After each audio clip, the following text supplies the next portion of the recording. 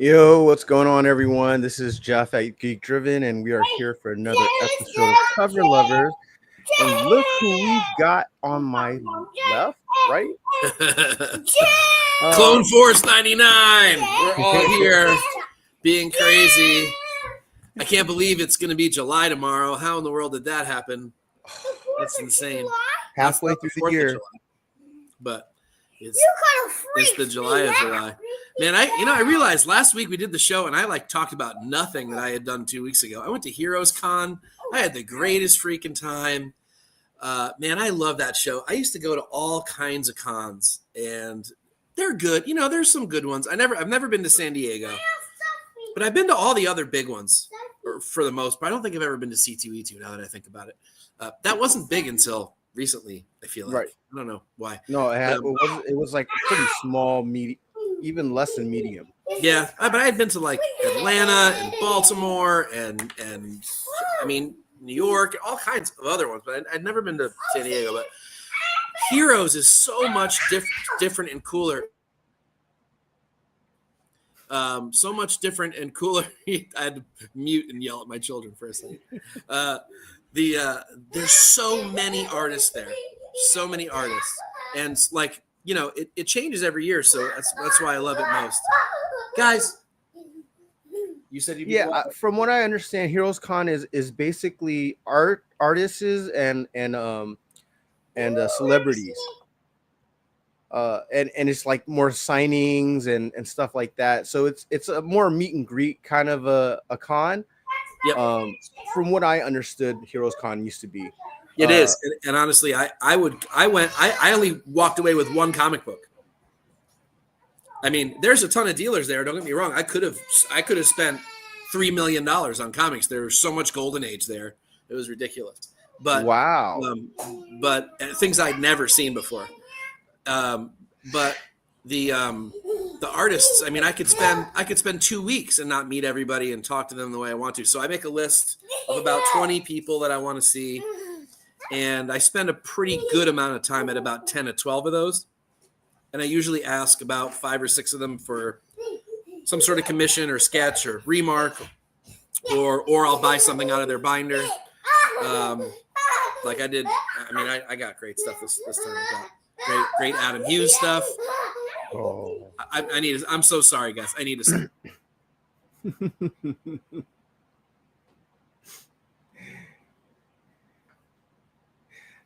The insane asylum is running it. It's being ran by the inmates.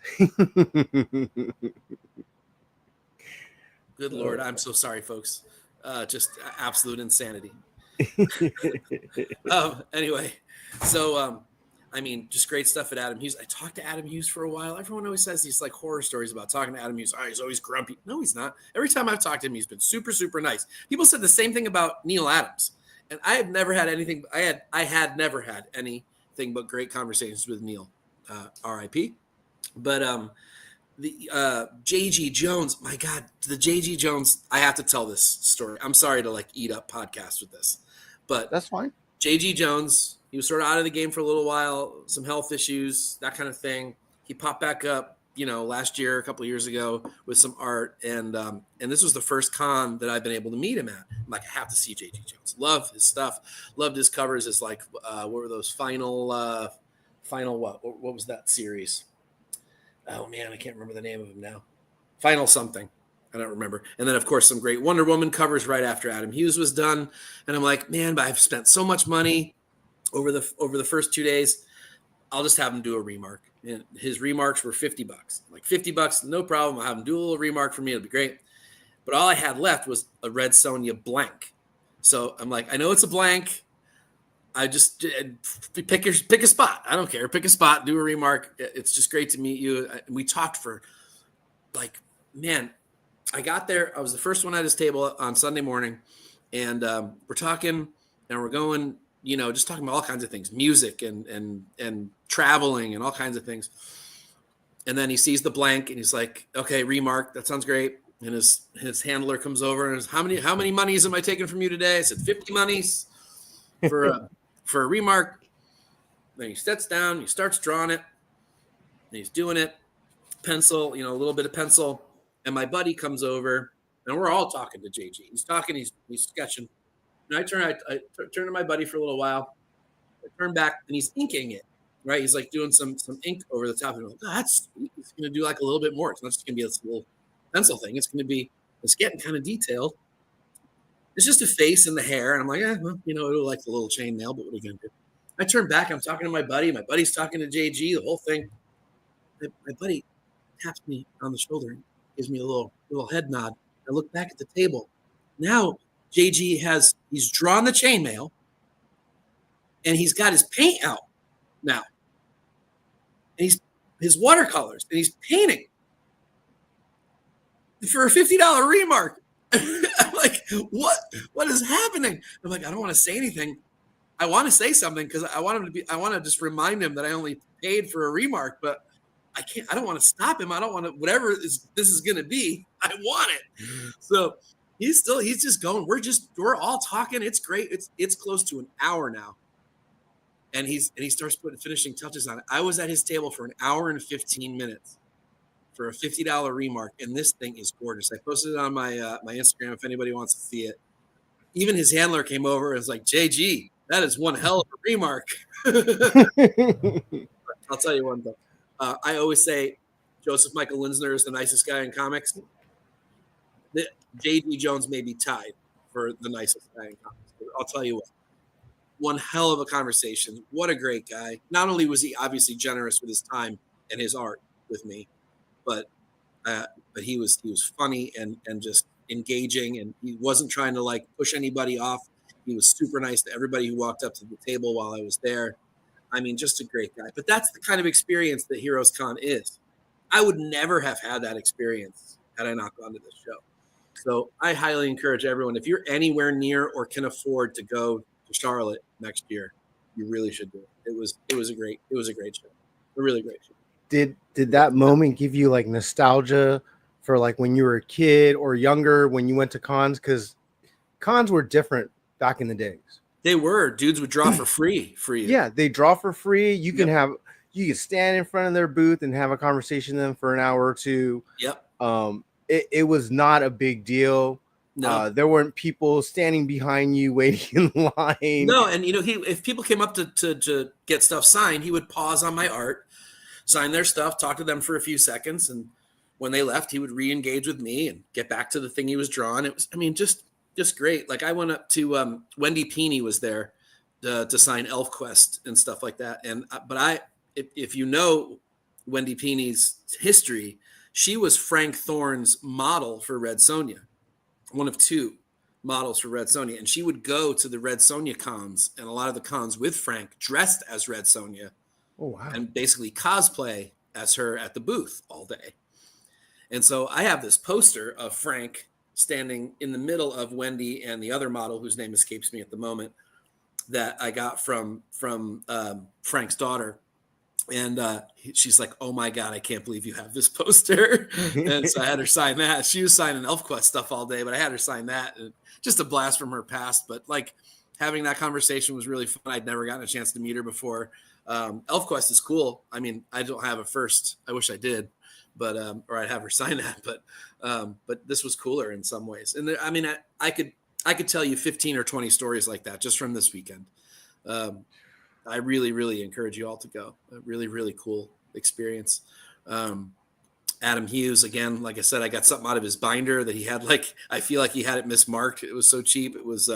Oh yeah, that one that you showed us with all the multiple remarks. It's got 4. Those were prelims. Those are cover prelims. 4 of them on one sheet for 2 issues of Black Widow, an issue of Spider-Woman, and an issue of what was supposed to be a Catwoman cover, and then he wanted to try to use it for a Black Widow cover, and it got rejected both times, and now it's going to be a Black Cat cover coming out maybe this week, actually. I'm not really sure. But, I mean, I got that. He did a great he does these things. I love the way he does his things, too. He sets his day out where he's got blocks of time throughout the day where he'll do just signatures and then just sketches. And the sketches are just, they're the profile sketches that he does, but he spends a lot more time on them now because he's raised his price on them a little bit. They used to be $50. Now they're $150, which is still a steal. But he only takes like 5 or 6 of those per slot, and he only has 2 slots per day. So he only does about 10 of those a day. Maybe he squeezes in a dozen on a busy day. But I mean, so for the whole con, he maybe whips out like 30 of those, and that's it. And he did, I don't know why. I'd never asked him to do Red Sonja before. I'd had him do Wonder Woman once, Catwoman once, and Supergirl once, but I never had him do Red Sonja because I always had him draw the things he was famous for, not the things I wanted him to draw. But this time I'm like, no, you're drawing Red Sonja for me, man. And he spent way more time. He used to just whip these things off in like 5 minutes. This time he spent like a good solid 15 or 20 minutes doing this one. So that was cool. So I got that as well. And Jeff DeCall had some great art at his booth that he like pre-prepared for the show. I got 2 of those. I mean, again, like I said, I could tell stories all night. I don't want to eat up the entire podcast with this, but just a really great experience. And it reminds me why I love this hobby so much. So, and the artists are the reason why. And that's why we do this podcast. Well, it sounds like you had a great time. I did. And I'm sure that got the chat all hyped up to go to another con and I hope so. Kind of have the same experience. So hopefully all of you do get a chance to just go out and visit and talk to some artists. Yes. Hughes has done, to my understanding, 5 Red Sonja covers. 2 of them are incentives, I think. One of them was one of those summit books, those San Diego Comic-Con Writer Summit books or whatever. It's like a red cover. He did one of his sketchbooks has Red Sonja on the cover. And I think he's done 1 regular non-expensive cover. So I don't have that Retailer Summit one. That's the one I'm missing. But well, that's a little harder to get because they gave that away to them. Yeah, it's a pricey book. It's the only one I don't have. But yeah, he has drawn her many times, and I've seen him sketch her before as well. So, but yeah, he's done some covers. Oh, he also did the Tarzan Red Sonja cover, but that's like not a great one. She looks like Peg Bundy on that one. That's certainly not his best one. Well, there's nothing wrong with Peg Bundy, but no, but not as Red Sonja, maybe not. Yeah. But he did that one too. So maybe it's more like 6 or 7. It may even be some more that I don't know, but yeah, he's drawn her before. Well, all right. Before we get started, let's give a shout out to our sponsors. We've got, if you want to get 30 days of unlimited cover price for only 99 cents, you just got to type in the code Nerdvana14. It's a great tool to have. And then if you go to our pals at Bird City Comics, you can get 10% off your purchase by typing the code TNH10. And then, of course, we give a shout out to our resident horseman, Uncle Rudy. You can follow him on IG at SantyRude1. And then you can also follow our resident DJ at Beats by Monster. Go give him a shout out and go say hi to all both of them. And then let's get to the chat real quick. Of course, GTK Comics was here first. Thank you for dropping in. And then I believe this is Sarah from the Nearing Nirvana crew. She says, happy Cover Lovers Day to you all. We got BBB Haunted Comics. Thank you for joining in. And, of course, Marilla Tunes is giving everybody the warning that we were going to be late. And then we can give a shout-out to Jonathan Denelko? Or JD. We'll just go to JD. All right. Thank you for stopping in, JD. And then, of course, we got Still Chilling in the house.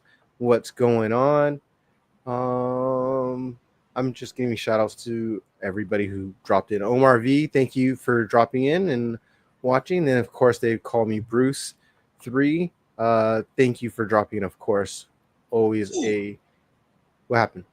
Oh, there's one of those RRPs on eBay. It's $1,300. Oh yeah, the OA that was on Heritage. Oh, no, that's the book. That's just the RRP. That's the retail summit Adam Hughes Red Sonja book. Oh. It's $1,300, and it's a 9.6. It's not even a 9.8. That sounds like that. That sounds like that Disney Parks book, the Star Wars book, right? Oh my gosh, yeah. That's that. Man, I wish I had gotten that.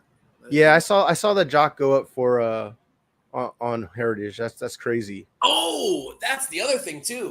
While I was in the Hughes line, guy comes up and goes and says to everybody in the line, "Hey, look what I just made my last payment on. $25,000 for Edge of Spider-Verse 2 cover." Oh yeah, that's right. Oh my God. And he showed it to us. Holy crap. And then I just saw that jock went for $288,000? Is that what I saw? The Jock Batman bats the Joker cover? Yeah, the second to last issue. Yeah, of that run. $288,000. That's crazy. Holy crap. You know what? I won't doubt that because of that OA sell, those covers go up. Oh, I wouldn't doubt it in a minute. Now, this one I think was like a private sale through a dealer for the Edge of Spider-Verse for the first the first Spider-Gwen. But that guy definitely is betting on her. I don't know that. I just don't know that anyone would know that sold. But obviously, the Jock was a big sale. Yeah, that's huge. Yep. All right, and then we've got Kenneth Bird in the house. What is up? Derek, did I get to you? Probably not. I'm sorry. Well, welcome.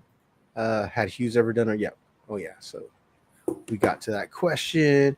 We got Lord of Brooklyn in the house. What's going on? Greetings to you as well. We got a lot of people from the East Coast over on here. So this is awesome. We got Real Fake Comics. What's going on? And we got Miss Laura from Nearing Nirvana. Hi, Laura. Thank you for dropping in. We really appreciate it. Yeah, 288K. Is that not crazy? That is insanity.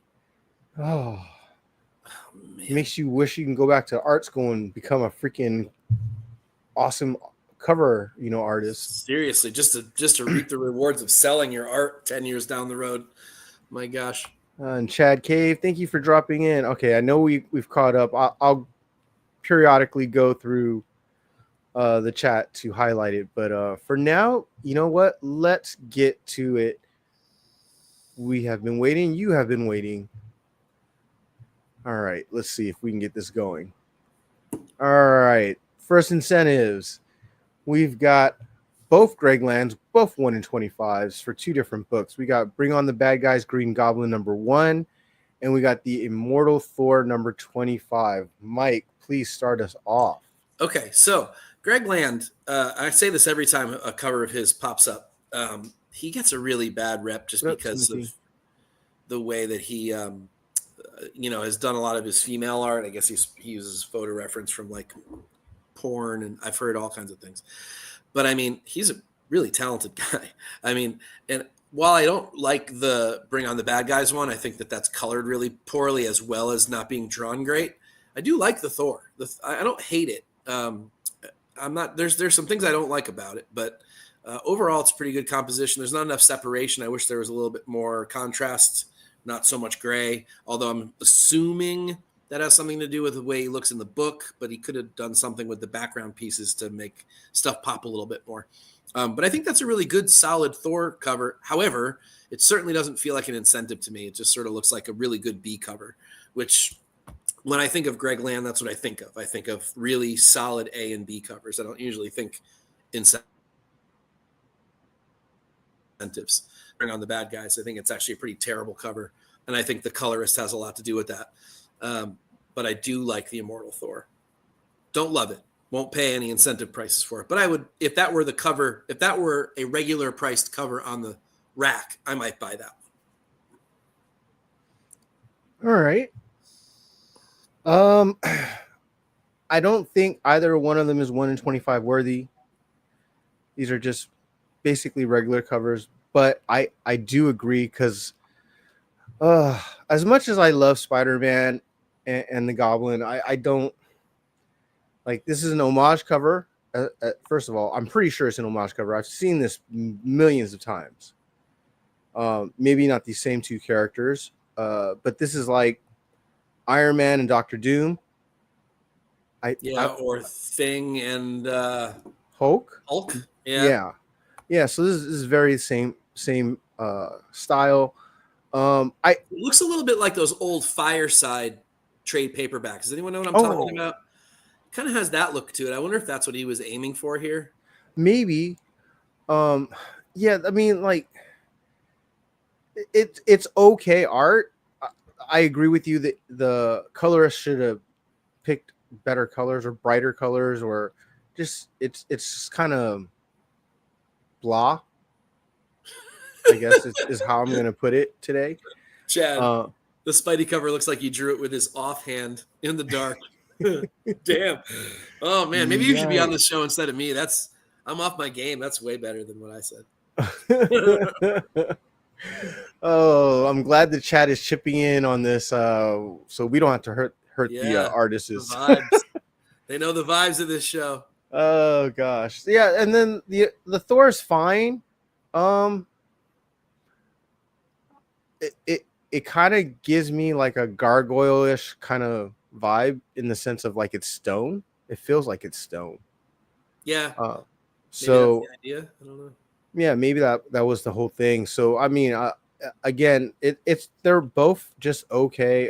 Maybe the Thor is a little bit better, so I'll have to pick the Thor.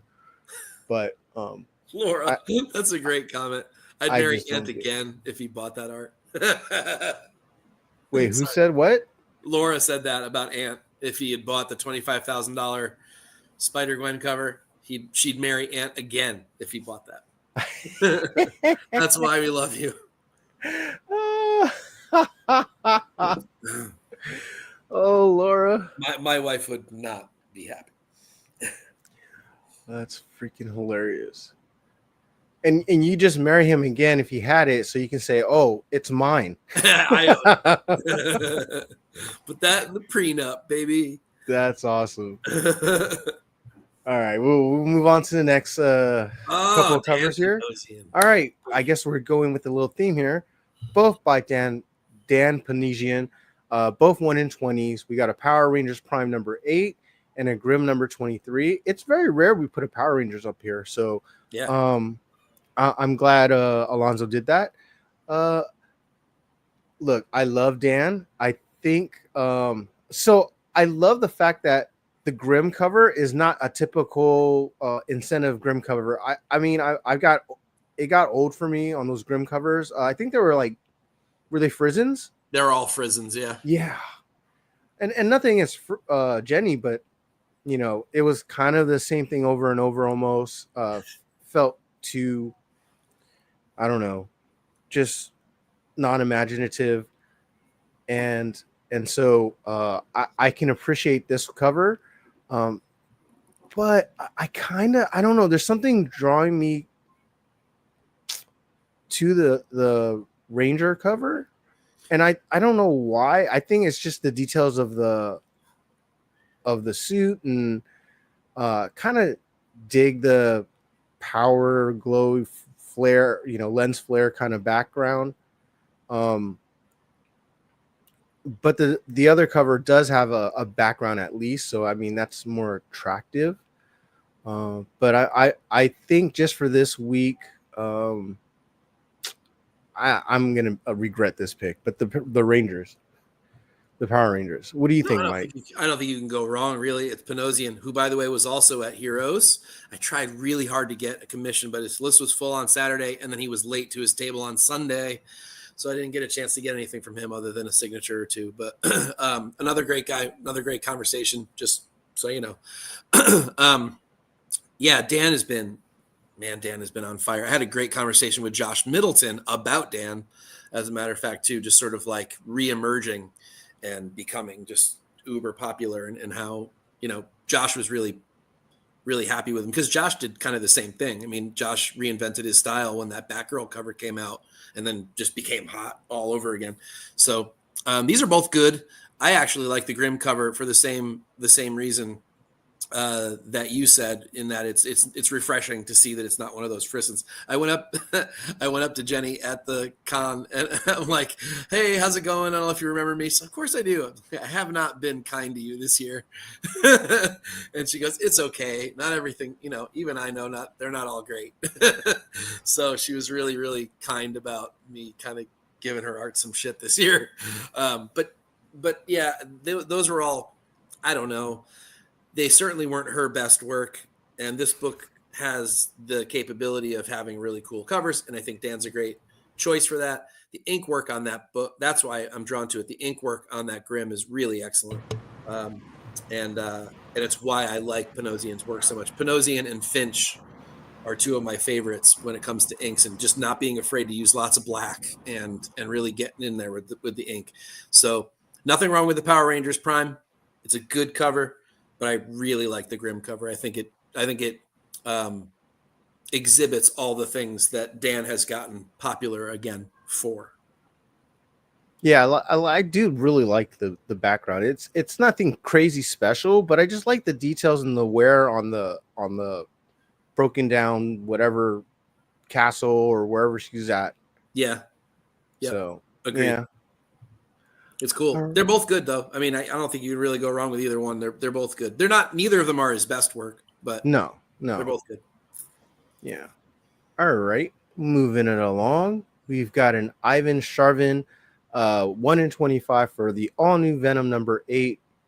All right, Mike. What are your thoughts?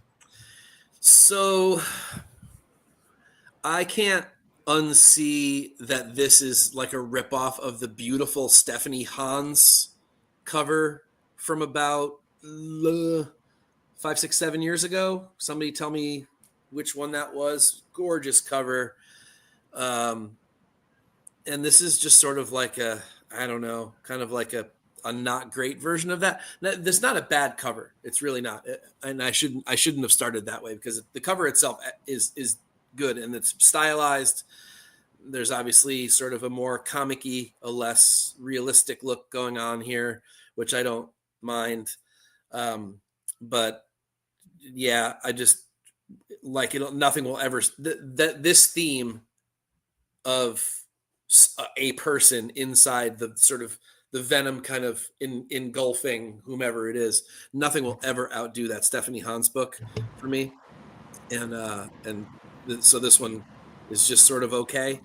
The art is unique, though. I will give that. This definitely sort of stands out as something a little bit new and different. I'm trying to tell if I think that's really painted or if that's done digitally. It looks like it's really painted to me, which I dig. And the face is sort of unique, and so it's a good cover. I mean, and it feels kind of like an incentive. I can see people liking this one.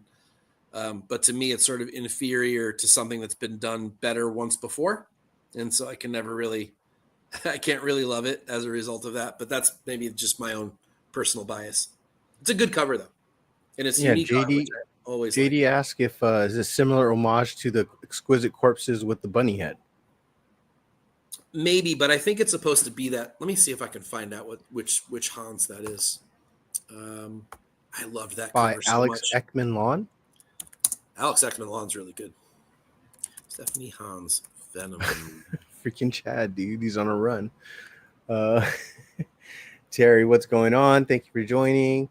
And then I know I missed somebody. Oh, Smokey Collects. Oh, there it is. X-Men Blue. X-Men Blue number 21.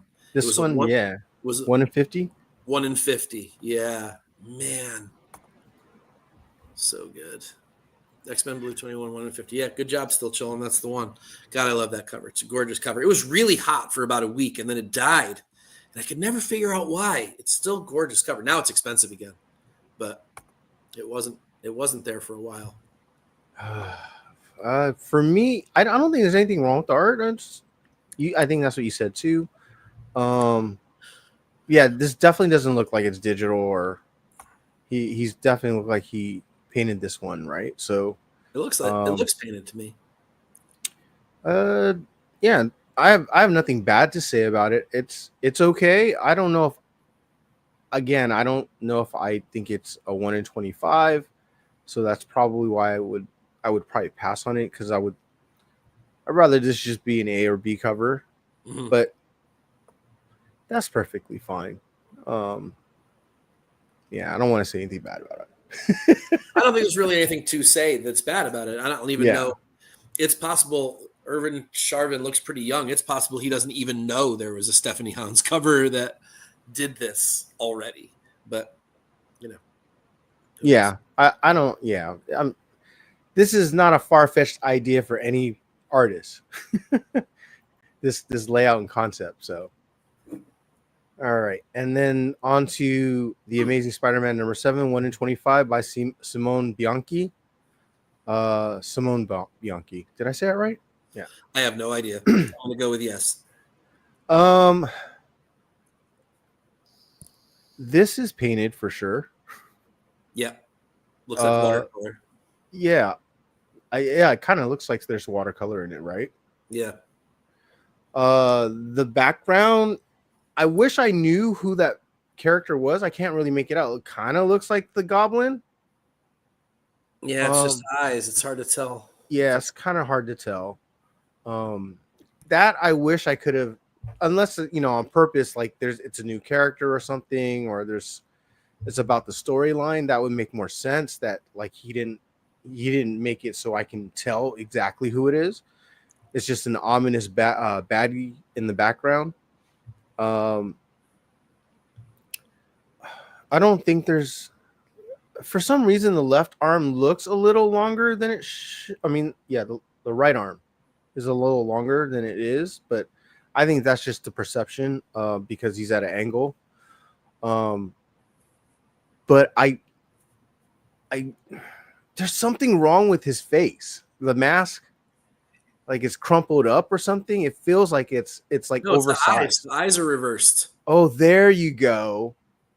There's too Yeah, much it looks black. like Deadpool. Way too much black. Deadpool. Too much black. This is the second week in a row we've said that. We had a cover last week that was like that too. What's with all the? Is that just the way? Is this like a Marvel change? I don't know. That's a very good Marvel. question. If that's a Marvel change, what a dumb idea. Yeah, I don't know. But yeah, I mean, that's off-putting to me. But I have a feeling that now that's 2 covers in 2 weeks. I have a feeling that might be a Marvel thing. Yeah, that might actually be like something that's out of control of the artist. That's just the way Marvel wants it done now. Yep, could be. Or at least just for this book. I don't know. If anybody knows, if anyone's actually reading the book, is he drawn like this inside? I haven't read Spider-Man in 40 years. Now, I'm not upset about his art though. It's just, again, the eyes are throwing me off. And that's about it. It looks like there's a really bright light for that's supposed to be like the focus here, because it's really dark down here on his legs. Actually, now his right leg looks a little broken too. So I'm over picking on this guy. I don't want to. Damn it! I'm gonna ruin his day. Yeah, this is. I think I'm gonna pass on this. Yeah, not my favorite Spidey. How about you, Mike? Yeah, no, I mean, I have a problem with the design of it just because of the eyes, and yeah, that lighting's a little strange. I wish I knew what that light source was supposed to be on his arm. If that were in the image and I could tell there was a reason for that light source, then I could maybe buy it, but it's hard to buy. I will say this though. I like Simone Bianchi's work. Mm-hmm. I think this is a good solid piece of art. If you brought a blank to him at a con, and maybe I'm just in con sketch mode right now, but if you got this back as a commission, you would pass out. It's so good for that. But that's what it feels like to me. It feels like a really, really good convention commission. It doesn't necessarily feel like a finished piece of cover art to me, because there are some oddities in it that just seem like, oh, I didn't have a chance to fix those, but we'll go with it anyway, like the broken leg and the weird eyes and the unidentifiable villain in the back and stuff like that. But it's a good cover.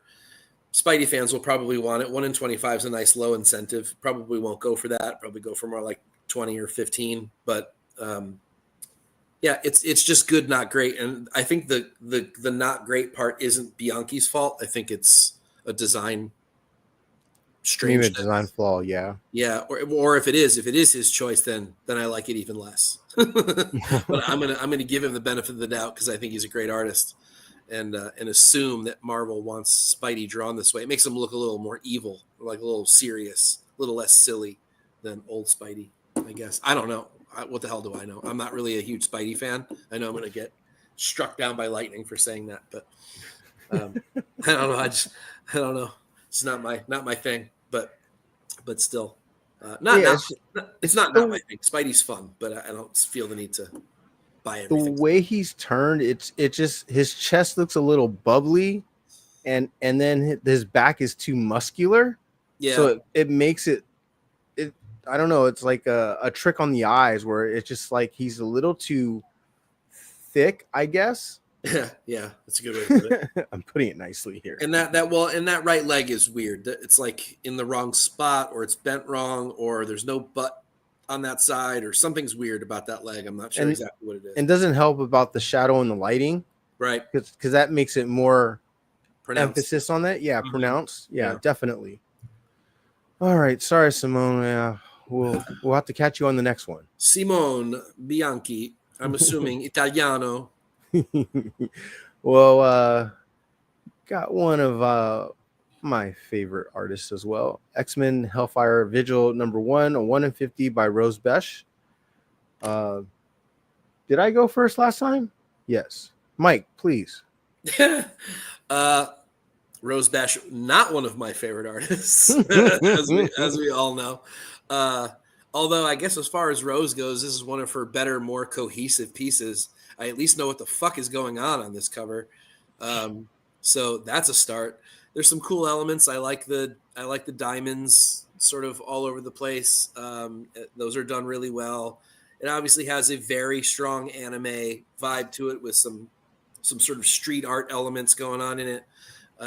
So I get that people like her style, Jeff. I get why you like it. It's interesting. It's unique. It stands out as her. It can't be anybody else.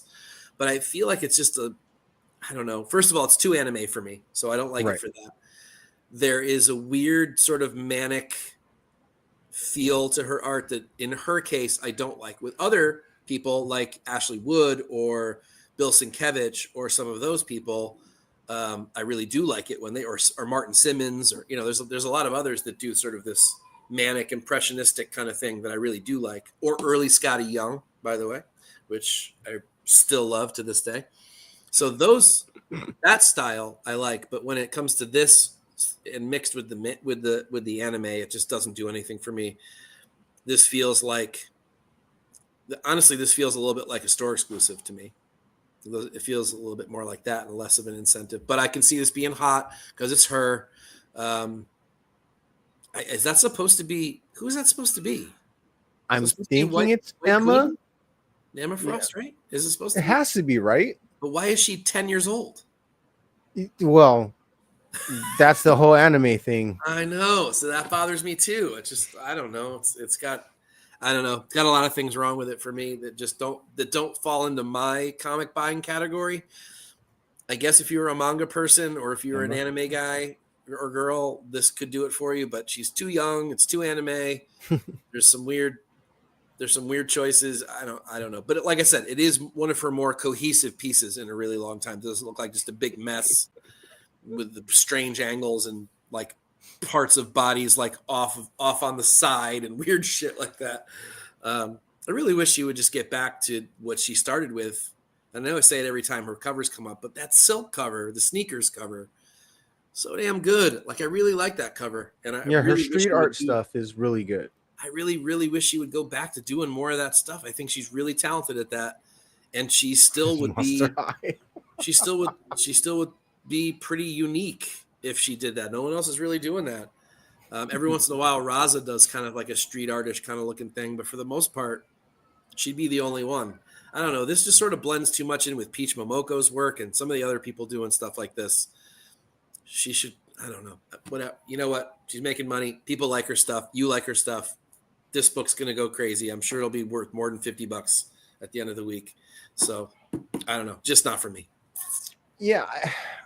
Look, I'm not going to say Rose Besh. Just because she's one of my favorite artists doesn't mean I don't see her flaws in her covers.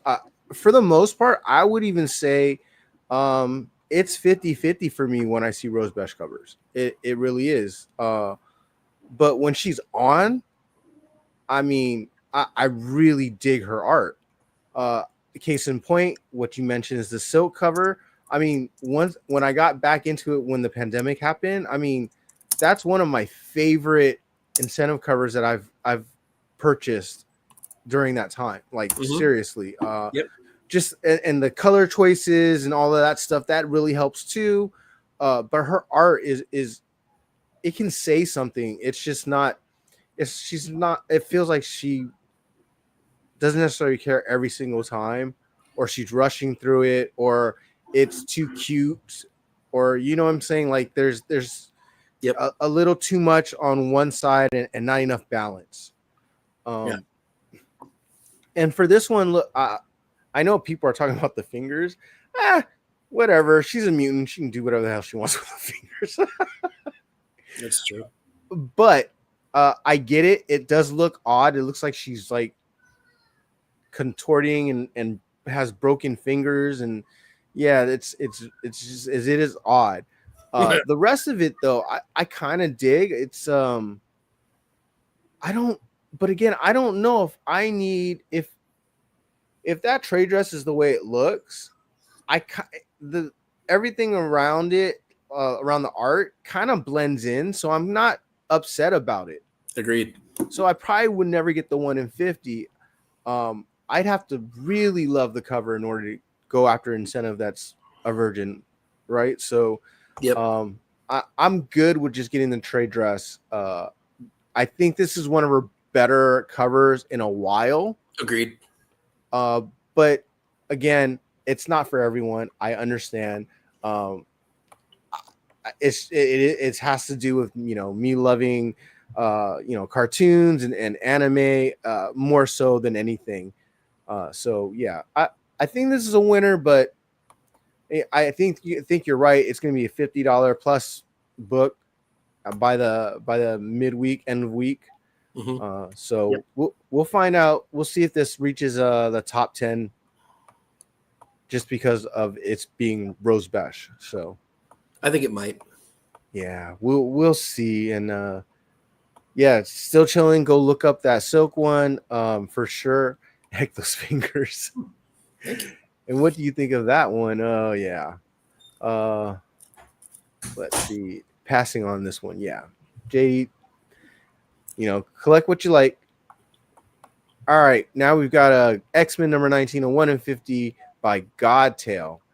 Wow. I've never heard of Godtail before this year. So I kind of dig his art. Now, I don't know if this is digital. I don't think it is. I think it is. You think it is? Yeah. Yeah, I just kind of. Yeah, I guess it fits for this character though. I love Warlock. He's awesome.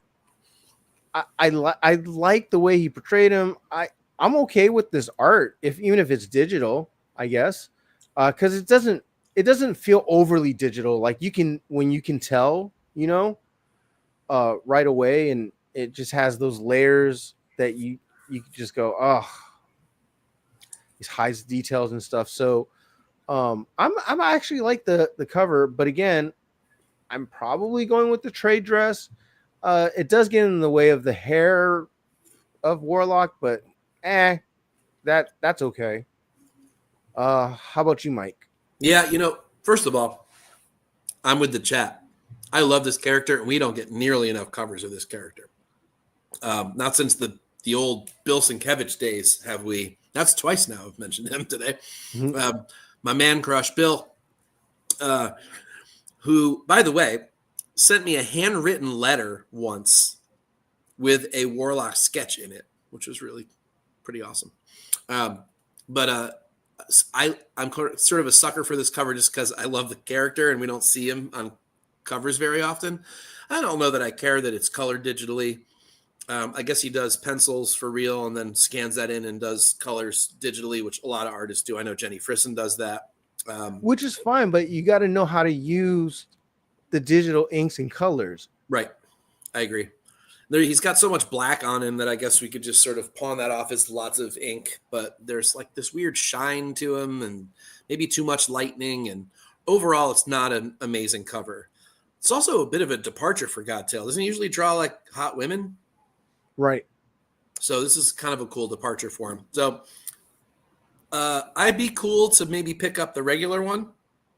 Certainly don't want it as a 1 in 50 or really any incentive, to be honest with you. Yeah. It's good art, just not overspending this week. Well, certainly not on this kind of stuff anyway. It's got to blow me away to spend $50 or more on something. Exactly. All right. Next book. Wow. Okay. What's happening?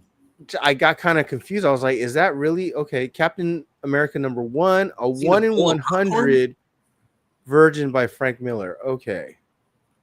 Mike. Oh my God. Get, looks like he's in a bowl of popcorn. Or like swimming in an icy. Like what's happening? It's supposed to be glass. What is that? That's glass. I don't know what it is. It looks like he jumped through foam or ice, like snow. I don't know. Oh, Frank. Why? Whoever is letting this happen to you. If it's you, shame on you. If it's a handler, shame on them. If it's Marvel, shame on them. This is, I mean, it's better than a lot of the other ones they've been putting out. I'll give it that. There's at least some dynamics to it. Something's happening. Yeah, but as much as we killed him on those covers, that's not saying much. I know. Because, I mean, if this were by anybody else, we'd be hammering this. Oh. If it didn't have his name attached to it, we'd have the vomit emoji. We'd be destroying this cover. It's just not good. Tiny Cap unclogging the hot tub jets. He Ant-Man himself. Nice. Snow angels on a peep show floor. As a 1 in 100, that's such a clear money grab. Like, doesn't matter what it is. It's bad overlay over mediocre art. Yeah. And also, it shouldn't even be. There's way too much space up there. It's obviously meant for trade dress. As a Virgin, this actually is even more inferior.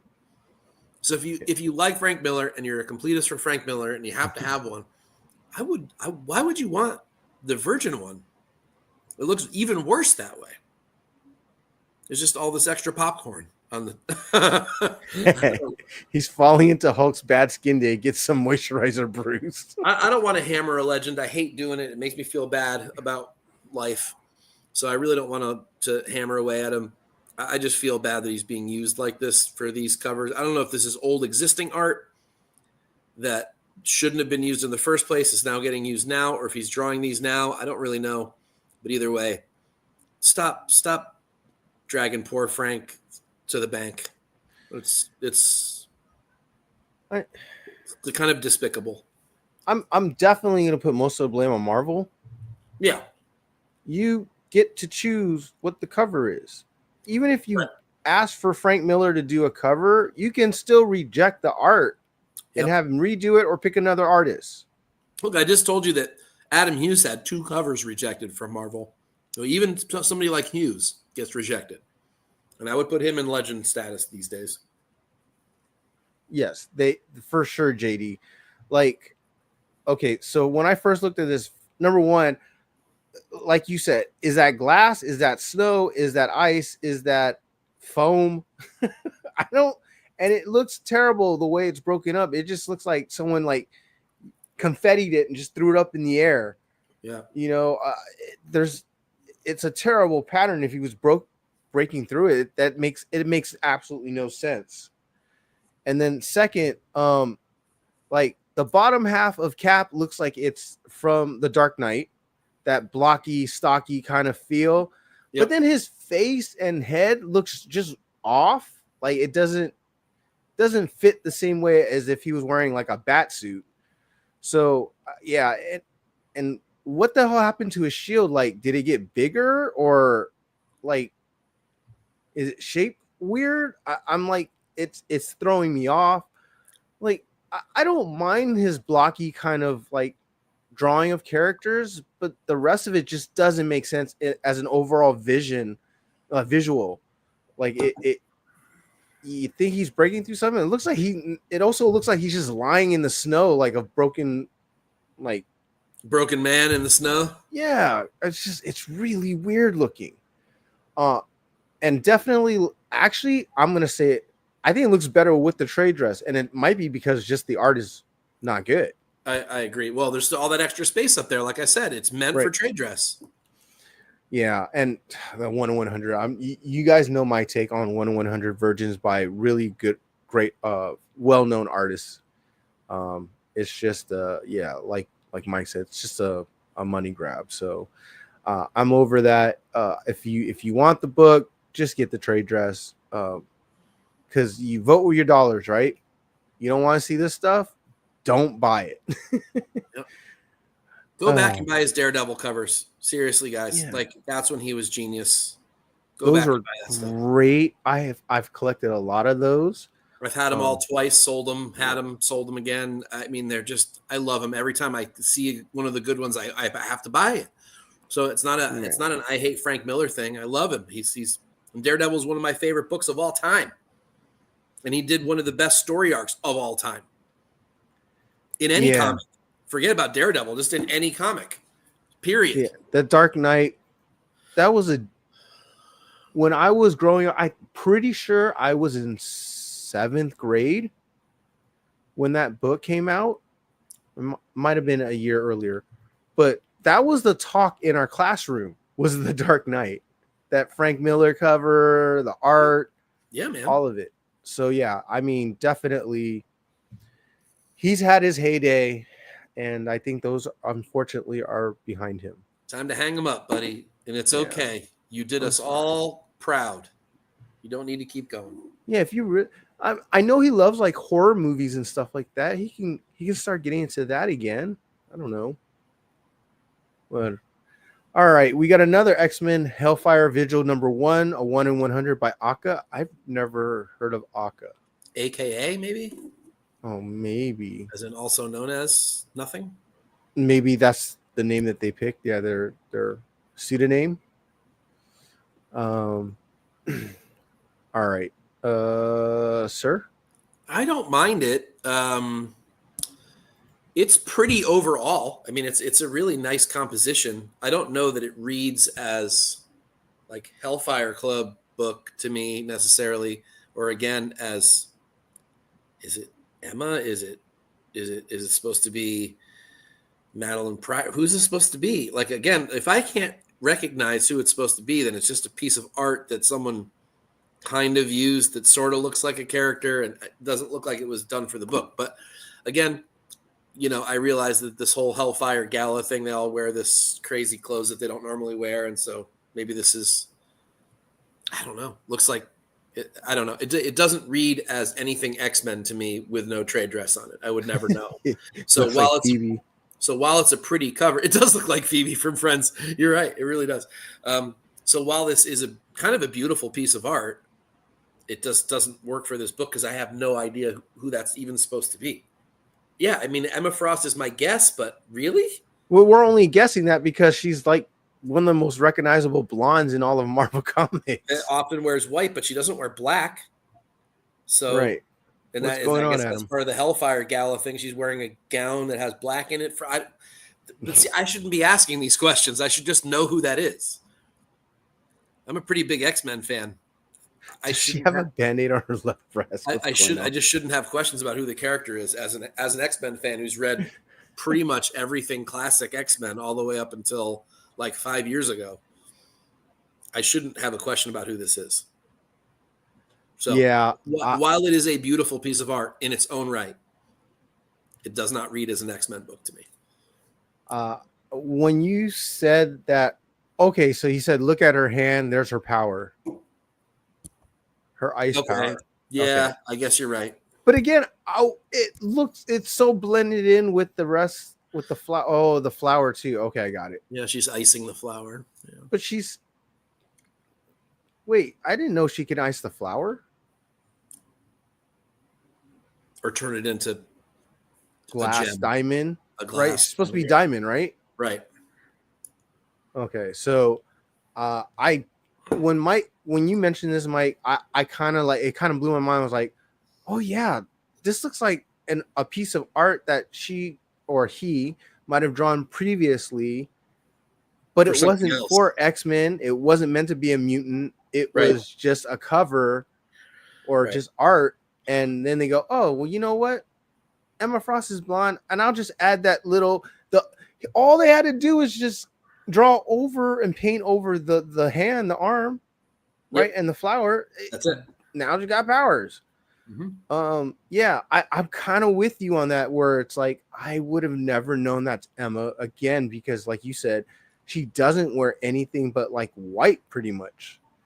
I get, yeah, these Hellfire things are like the gala stuff and all the crazy outfits, but yeah, it didn't fit for me. I wouldn't have noticed.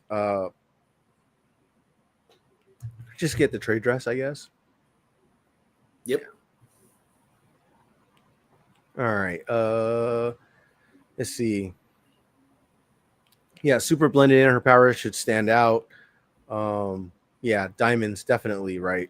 Yeah, it's diamonds. I flubbed on that. Yeah, well, I mean, but I didn't know she can project like make other objects diamonds. I didn't know that.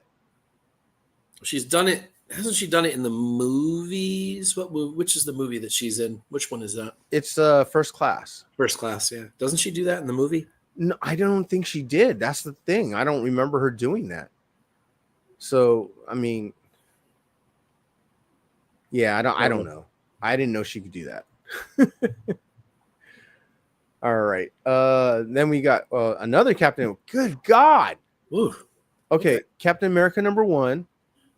It's by Pablo Villalobos, one of our favorite artists here. It's a 1 in 200 Virgin cover. I'll let you go last on this one, Mike. 200. Holy shit. Yeah, that's why I said holy crap. Sorry, go. Okay, so #1, I like the art. Yeah. Great. It's nice to see him draw men and do it well. He does draw a lot of women. That's an understatement. It's like 99%. Okay, I might have understated it. I think my only issue with this is his right arm. It looks a little short from his shoulder to his elbow, but that could be just the angle. He's jumping out of a plane, right? Yeah. So yeah, maybe it's just the angle and what's going on there. But I do like all the details. I like the boots. I like the wrinkles and everything. Just his style as well.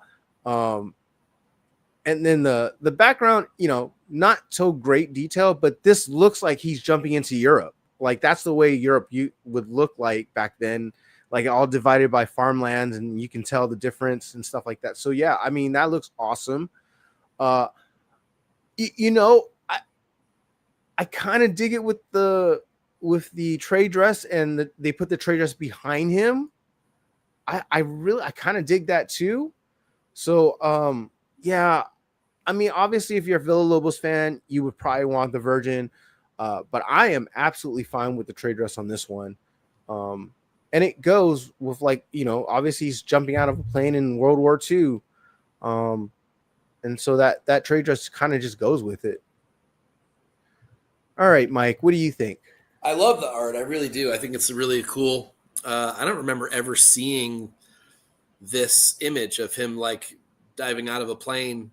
It's just so calm about it. Just like it's what soldiers do, man. I could do this all day. Just got that cool face on. Lobos does a great job on this. I think it's definitely his style.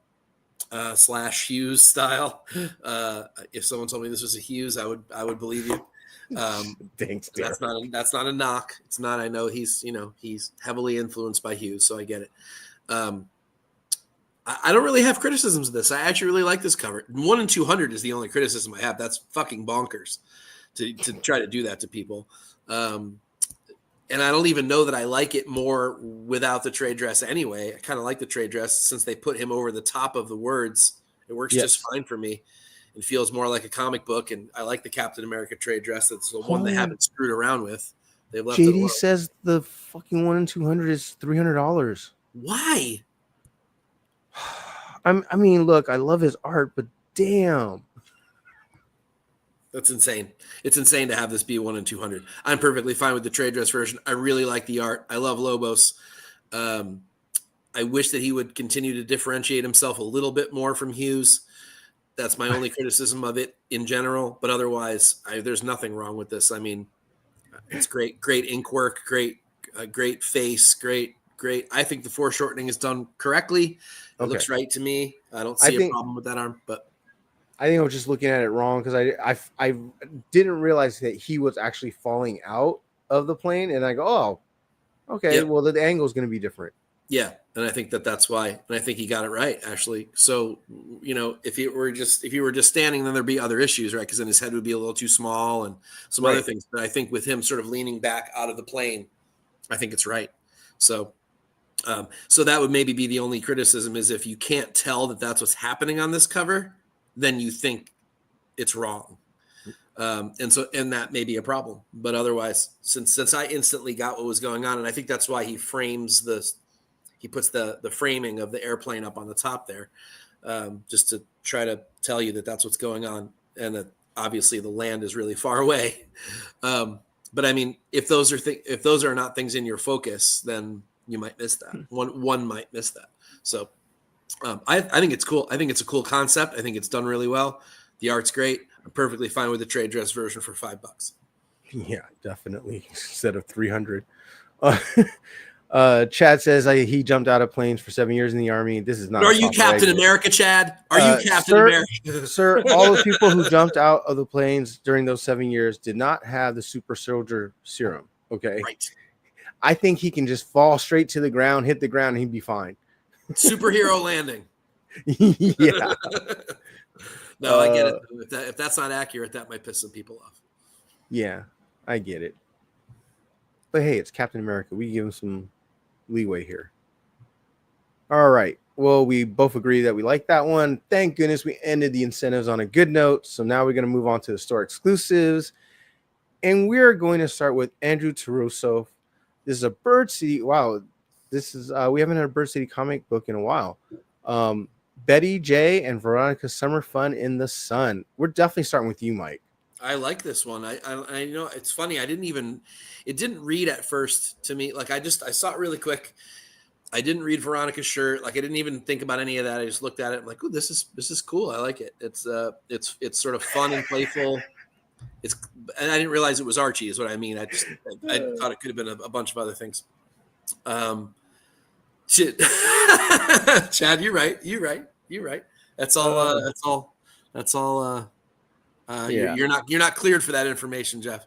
You're right. I don't have the clearance for that. Yeah, you're right. My bad, Chad. Yeah, it's above your clearance. I like this cover a lot. Damn, it's sold out? Is it really? No, that's what Terry's saying. I think it deserves to be. It's obviously sexy. It's cute. Wendy Peppercorn. It's got the Wendy Peppercorn. Nice. That's one of my favorite movies. Yes. Sandlot. It's got all the things that all the good girl old school Archie covers had, but in a sort of modern way. I think it ticks the boxes. It's a great price for a really low limitation for a really cute sort of sexy book, drawn really well by someone I am not familiar with, Andrew Tarasov. Are you? No, I have never heard of this person. Man, I'll tell you, Laura and Ant have a great eye for finding artists that people don't usually use, and this is a great example of that. Right. I'm sort of sad that it's sold out. I did not get one. I'm kind of pissed. I'd like to have one now, but darn it all. This is good. This is good and worth. I think it's worth $20. To me, it's worth $20. It's too bad there's not a. Well, I guess there sort of is trade dress. It's on Veronica's shirt, right? Well, thanks, James. Yeah, Andrew getting overshadowed by the Sveta Shubina covers. Oh, so there are Andrew Tarasov covers for Pin Apocalypse? Is that what you're suggesting? I'm not sure. Yeah, his other. Okay, he's the other artist on the Pit Apocalypse main covers. Okay, Okay. that makes sense. Okay, I didn't know that. I wasn't looking at anything other than the Sveta covers for that. Which, like you said, obviously she's overshadowing him. But these are Okay. good. This is good. I like this, and I'm pissed that I missed it. Well, It's he too does bad. the interiors too. Wow. Okay. That's no wonder we probably never really heard him because he probably does more interior than covers. Maybe. I like it. I think this is really good. Like I said, I'm kind of mad that I missed it. I would have wanted one of these. Laura, if you're listening, I'll take a damage. I'm a sucker for cheesecake. Yeah, aren't we all? Yeah. Archie is Oh, freaking wow. Adam. Okay. Damn. That title is difficult to spell. Yeah, for sure. Andrew and Sveta have a joint collab 1 in 10 connecting covers for Pinup Apocalypse. Pit 6. Apocalypse. Yeah. Cool. Yeah, I'm with you. I dig this art. I'm all about like these throwback homages, kind of like to old school style. It feels like it's a mix of like a new age version of that, not necessarily like exactly those old pinup covers, but yeah. And then it I don't know if it's just me, but it's got that Adam Hughes feel a little bit. It does. So and after seeing the Villa Lobos, I mean we're kind of feel like we're putting together like these same kind of artists together on here. And yeah, and simple is perfect. This is not too crazy, not out there. It's simple, so I can dig it. I love that. I'm happy. I'm happy and proud that I helped Bird City pop their Archie cherry back a couple of years ago with their first Archie exclusive. I'm pretty sure I have that around here somewhere. The art commission from Dan Parent. He did a great one for me, and then we did it. That was a great cover, a great homage. It's one of my favorite covers of all time, but I like Veronica better than Betty, so I always wanted that cover to be Veronica and not Betty. So I had Dan Parent draw that cover with Veronica instead of Betty. And then, actually, I have 2 of those covers. You got 2 of them? I think I got 2. Nice. I think I still have 5 left. Nice. They gave me a little batch, and we sent Dan a batch of those, but yeah, I mean, I like that they're leaning into the Archie and a little bit more in their style. This is more Bird City, this is their own creation. I love it. I think it's great. I'm like I said, I'm pissed I missed it. Yeah, I'm kind of upset that I didn't even know this was a thing. Yeah, it popped up in my feed and I totally sold out. Vegged on it. Damn. I'm sometimes I just get too busy at work. I don't even care to look at my damn phone. I miss so much stuff. It's ridiculous, and sometimes I get FOMO and sometimes I don't. This one I have a little FOMO. I do too. So, Laura, like I said, if you're listening, I'll take a damage if any of them come in damaged. Yeah, amen. Second that, please. Oh man, I don't care about resale. I just want one. Yeah, it's let me a know double-edged on Whatnot or eBay Live. It's a little double-edged sword here. Like the limitation, great for like wanting to have like a small print run but when it's good art, you want there to be so many more of them. God, yeah, I just want a chance to get it when I freaking missed out, I know. I'm there with you. Hey, but that's the nature of the beast, man. Yep. You can't have them all.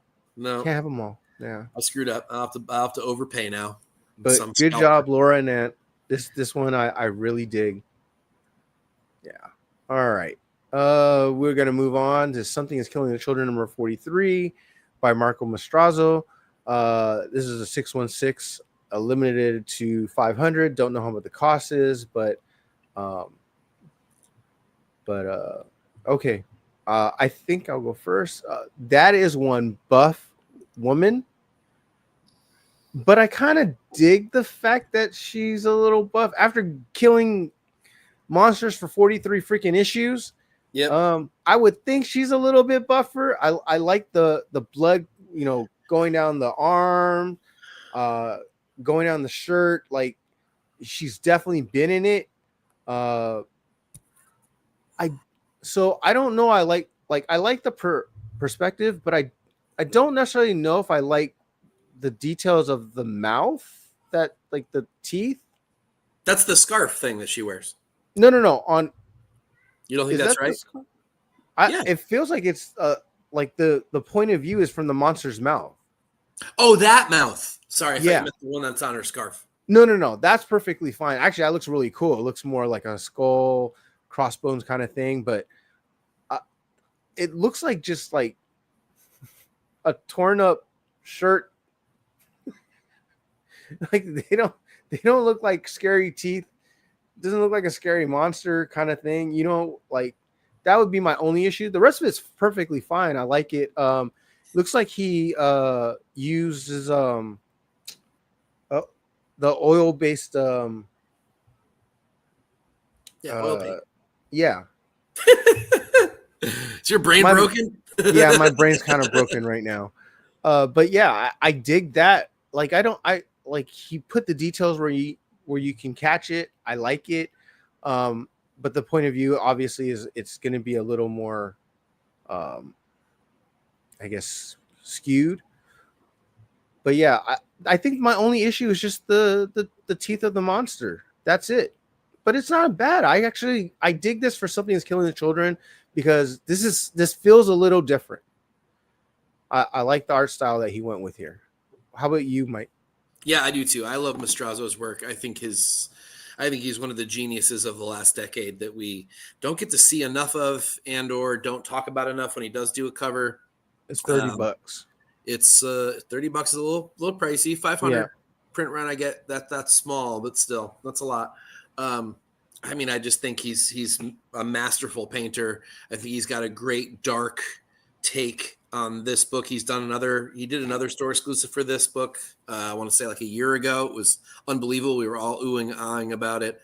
For the same reasons, just a good melding of this art style with this book. I think it's perfect. You're right. I'm not sure I love the framing of the monster's mouth as the way we see this cover, but it's a cool idea, I guess. But that's not the part of the cover that's awesome. So it's really good. I think $30 is too much for anything like this, but I think this is a really powerful piece. Really, really, really good. I like that very few artists have chosen to overly sexify Erica. Is that her name? Yes. Erica Slaughter. Right. That they haven't overly sexified her. They've kept her sort of like small boobed and buff and tough and messy, and I like She that. looks very athletic, which she should be. Yeah, she should be, and I think that's right. I think it's sort of like the Ripley effect from Alien, right? You don't want to be too sexy, or otherwise you're not believable.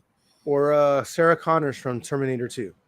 Actually, she does look like Sarah Connors. Yeah, quite a bit, as a matter of fact. So yeah, I really like it. I think it's an excellent cover. I have a tough time spending more than $20 on anything like this, but that's just me being a cheapskate.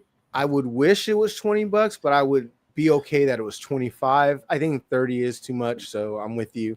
And I know we're talking about $5, but you're getting one book. Okay. Plus there's shipping and let's not tax. So you're gonna pay $40 to get this in your hands. Yeah.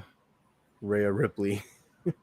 Which sort of this did this? Oh, it's 616 Adam. 616 Comics. Yeah.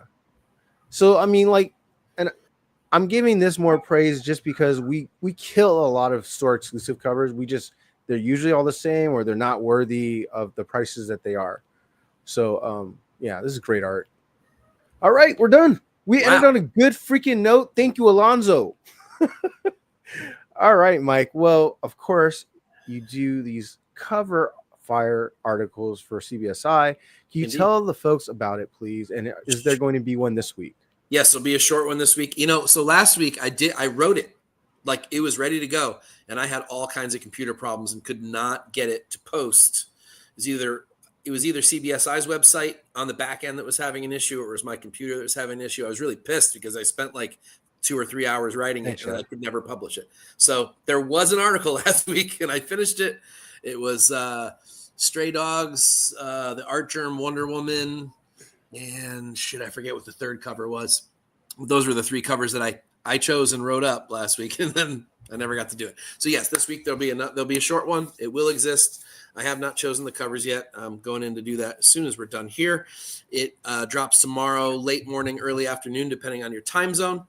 Over on CBSI, that's comicbookinvest.com. It is my take on the best regularly priced comics for the week from a cover art perspective that are not incentives, not store exclusives, just regular $4, $5, $6 books that I think you should maybe use your money more wisely on. I don't know. I'm not against incentives, and I buy them from time to time, but I have to really be blown away by them. I'd much rather buy $4, $5, $6 comics that make me just as happy. So that's why I write the article, because I put my money where my mouth is. Yes, he's going to make you spend some money, but good thing it's going to be a lot cheaper than getting these incentive covers. Every once in a while, there's like a pricey week where there's maybe 5, 6 good covers that, might set you back $30 or $40. But for the most part, I'm not going to make you much lighter than $10 or $15 in any one week. Adam. You should post last week's too. See, I can't. So Mike, I can't do that. The way that the site works is every time I post one, it erases the other one and goes to the archive. So, like if I publish them both, then one of them will never get read anyway. So you might read it, and so there's that. But I just told you what I chose anyway. Who cares what I have to say about them? Those were just the covers. It was the Stray Dogs homage, the Nosferatu homage, which was the B cover, I think. And then it was the Art Germ Wonder Woman. Those were the top 2. I'm trying to remember what I chose as the third one. Was it Trish's? Trish's. Did I say Stray Dogs? I meant Feral. What the hell am I talking about? Okay. Yikes. Sorry. Freudian slip. I'm back 10 years ago. I meant Feral. Sorry. So the Feral Nosferatu homage was the winner. The Art Germ Wonder Woman was the number 2. And the third one was, I did not choose Trish's regular A cover, although I love that cover. I really love that cover. It's the one that I'm going to buy because I really like it. But, man, I can't for the life of me. What the hell was it? While you're doing the other stuff, I'll look and I'll see what the third cover was. Let's see. All right. Well, let's get back to us here. I'm going to give a shout out to our sponsors once again. Of course, if you want to get 30 days of unlimited cover price for only 99 cents, you just got to type in the code Nerdvana14. And if you go to Bird City Comics, obviously it's already sold out. But if you had a chance to get that book, you could have typed in the code TNH10 and you would have got 10% off your purchase. So keep that in mind. I want to thank the chat for dropping in. We really appreciate you guys. We really appreciate all your opinions, all the funny comments, everything. Appreciate you guys tuning in every week. So yeah, love you guys. Yeah, great show, guys. Thank you so much. It was Vision Scarlet Witch. It was a Villa Lobos. Oh yeah, that's right. That was the third one. That's right. Oh, Reef, the Sea Forever. Sorry, you just got here. You can catch us on the rewind. Yeah, we're at the end here. Yeah, no worries. You can always catch a rewind. Of course, and that's it. Sir, can you please let them know what we've done to the artists today? Some artists were briefly harmed in the making of this podcast, but not permanently. You know what?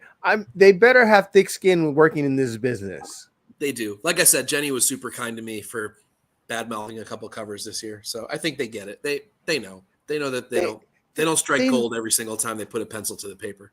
This is what I love about comic book artists. For the majority of them, they're not narcissists. So they understand that they're not going to be perfect all year long. I mean, it's a long year. So, and they're just doing the best they can to make money, right? Because some of them are very critical of their covers. Josh Middleton was like, I have no idea why I am famous for that stupid Batgirl cover. I did it in a weekend because they told me they needed something, and he thought they were going to reject that cover. Wow. Really? Yep. Freaking love that cover. I know everyone. I have 2 copies of it. I love that cover. I have 9/8 and a raw. I think it's great, and it was where his style changed, and he knew that, but he just he thought it was too simple. There was nothing in the background. They weren't going to like it. They were going to reject it, and because they were on a tight deadline, and so was he, they accepted it, and it became his most popular cover, or one of them. Anyway. Well, you know what? It's a good thing it happened, even with his own thoughts about it. Yep. It helped project him up, So, but it does show that they don't like their own covers sometimes. Probably more times than us. I bet you a lot of them are a hell of a lot more critical of their own work than we are. Absolutely. I know Trish is. Yeah. If you ever talk to any of these artists, they're way more humble than you think. Mm-hmm. Yeah. So they definitely criticize themselves a lot harsher than Very few of them are arrogant. Very few of them are arrogant. I've only met a couple that are. If you know who those people are, you know who those people are. Yeah. Yep. But anyways, yeah. So any last words to say, sir? If you want to do it right, buy what you like, be a cover whore for life. Thanks, everyone. Let me get the closing.